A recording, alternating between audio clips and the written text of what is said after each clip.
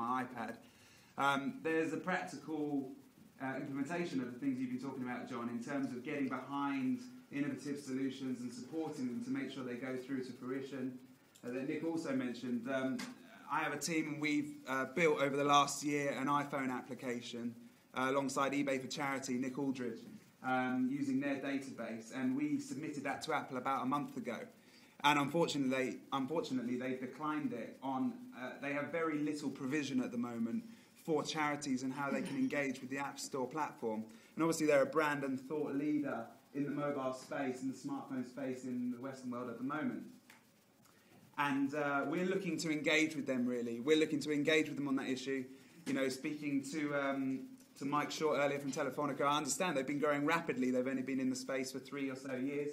We understand that those provisions might not all be in place, but we want to engage them in that conversation and start challenging them that this sector does need to have adequate provisions, the same, at least on an equal standing with the commercial sector. I won't go into all the intricacies now of what you can and can't do, but I would love to speak to everybody in here to get support, to form a voice that we're trying to take to Apple, to make sure that they hear that we can wave our hand and say, look, we're here, we want your support to further the next generation of philanthropy and not to miss out on this generation of givers. So we're looking for people to support us from, you know, small charities, large charities, umbrella organisations, people within the government, Nick, and all sorts of people just to get on board. So, yeah, we'll be around. If you want to grab us, please do. We'd love to grab your email. We're going to be forming an open letter so we can just engage them in a conversation. Thanks very much.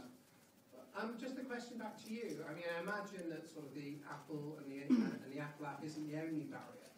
I mean, and I think Nick has already talked about the part of the power of government is its convening power to pull all the players into one place to actually say, well, what are the barriers to participation? I mean, is there any way for you yourselves to group around what those barriers are and present kind of the full range to Nick, so that I imagine Nick would then quite possibly act? Well, there are a number of different solutions. I'm not sure which barriers you're alluding to, but the immediate barrier that faces us is the fact that they are simply sending us an email back saying we are not allowing your app to go in the App Store. Yeah. And that's the only barrier. That's my space at the moment, is apps, so I can't really make wider comments.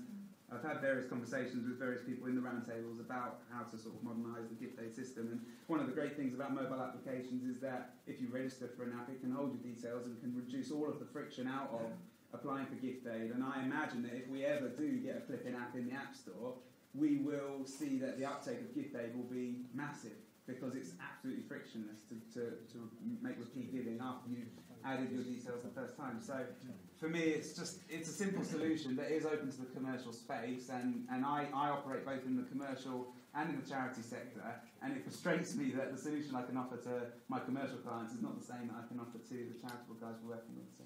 We have one and then two. Matt, the lady. Hi there, I'm Clarissa Down, I'm the editor of Caritas magazine.